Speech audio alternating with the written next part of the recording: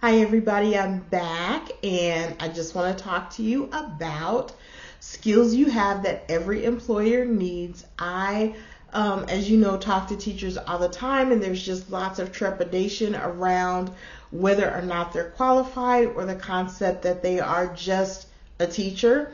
I want to talk to you about, like I said, the skills that you have that every employers need. And I also want you to think about, as I'm going through these qualifications, what questions you can ask yourself about these qualifications that will help you to create bullet points on your resume. So we're going to start with the top 3 qualifications that every employer is looking for. So the first qualification that they're looking for is your ability to communicate effectively. The reason why that is so important is because almost with every job you're going to have to work with other people, and one of the things that I've heard forever is that when you're in a business environment and things go south, it's almost always because there was some type of breakdown in communication, right? And so your ability to communicate effectively across the organization with different types of people to accomplish whatever the goals are for that quarter are really important. And having been in the corporate world for many, many years, I can tell you that there are a lot of people who communicate poorly. I'll give you an example. I worked for a large medical insurer, one of the largest in the country. I was working on a very important project. They were onboarding some software that was going to be used by probably 3/4 of the organization. So this is a big deal. I was working with a young lady who her job was to, I was training the courses. Her job was to work with me and with the managers to load those courses. One of her jobs was to load those courses in the LMS.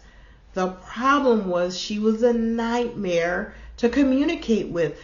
All of her communication was just very terse. She's very nasty. Anything that you talked to her about, she always had pushback around. And things got so bad that the training manager had to pull her out of that position, and he took on her job of communicating with everybody to see, what course they wanted to have entered into the LMS for everybody in their work group to register for.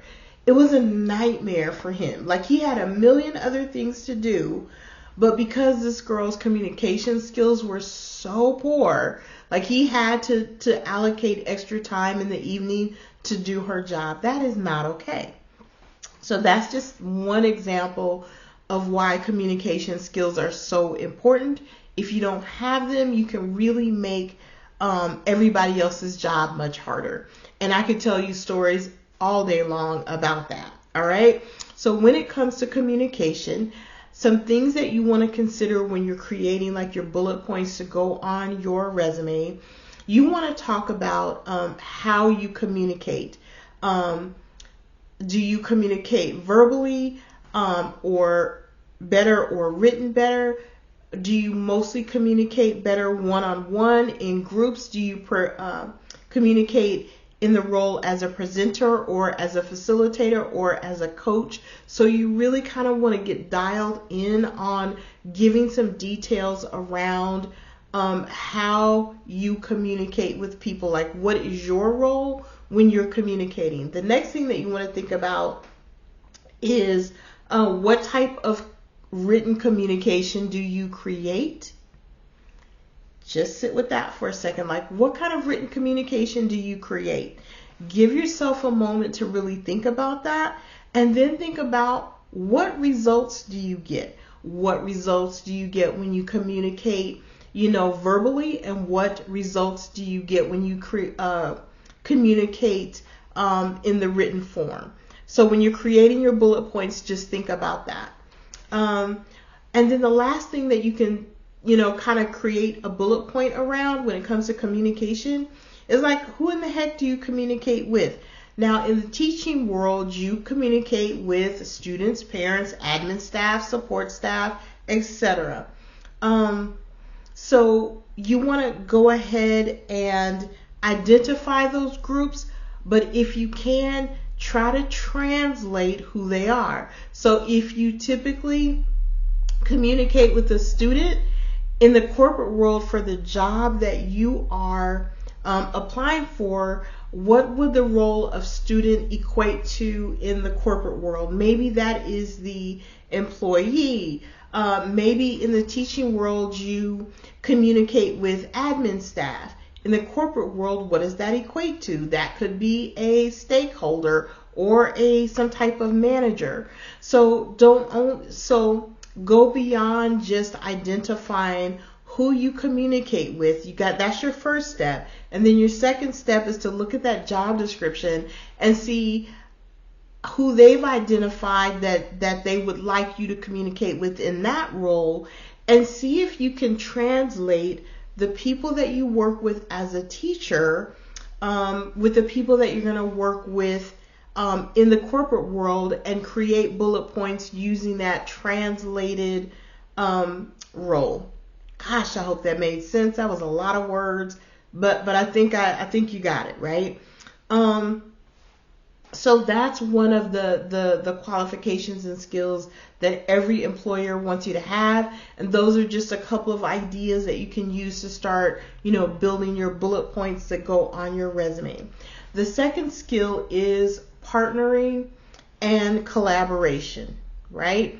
So there are some jobs where people kind of work in a box by themselves, which is fine. But most people have to collaborate and partner with other people to accomplish, the quarterly goals, right? So you want to, create bullet points around who you partner with. Like, just make a list to start with. Who are the different people that you have to partner with to be successful in your role as a teacher? The second thing that you want to do is you kind of want to describe how you partner with them and what results that you're able to get as you partner with those people. And then the third thing that you want to do is, and I've addressed this already, but I have to do it again. Compare what you call those people that you partner with what they will be called in the corporate world, and you can typically kind of get a feel for that if you read the job description. Okay, so partnering and collaboration, again, is really important, because if you can't collaborate, if you can't partner, and if you can't share how you do that successfully, then you're probably, quite frankly, not going to get the job. All right, and then the last qualification that I just kind of want you to be aware of, that pretty much every employer wants you to have, and it is a biggie, y'all. It is problem solving. Man, because, every business has challenges, and one of the reasons why they're hiring you is because they expect you to help in, resolving problems and challenges, right? So your ability to problem solve, and you're a teacher. I have teachers in my personal life.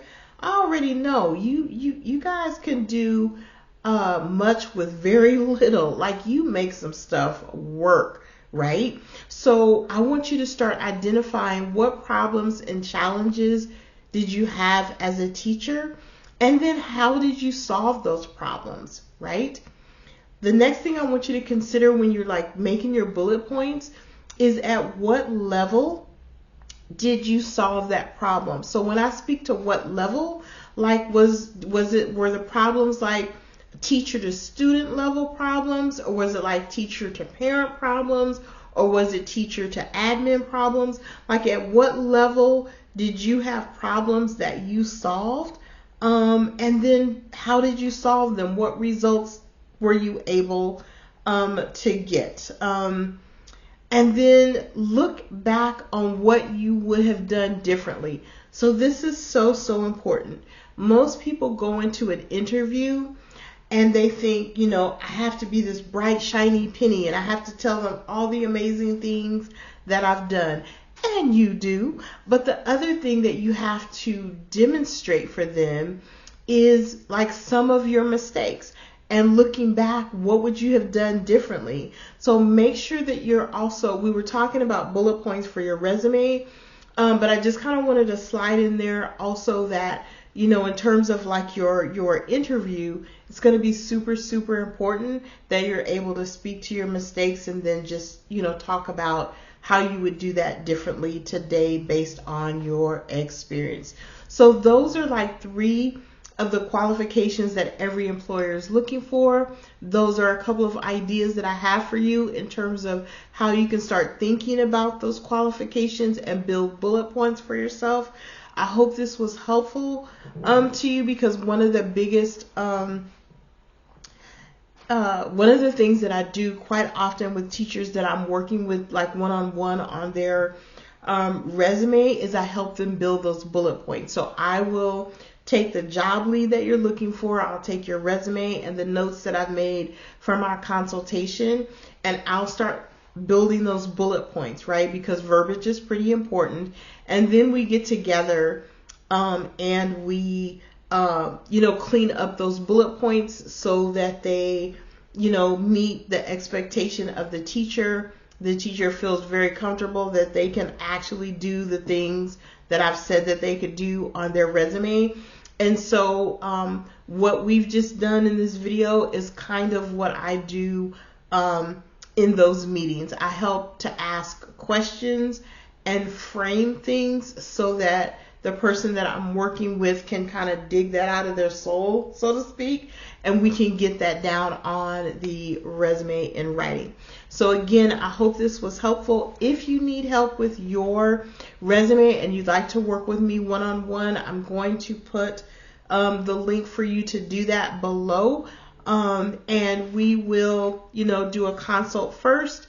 And if you decide that you do indeed feel like you need to work with me, then we'll get that set up and we will get to work. So I hope this was helpful.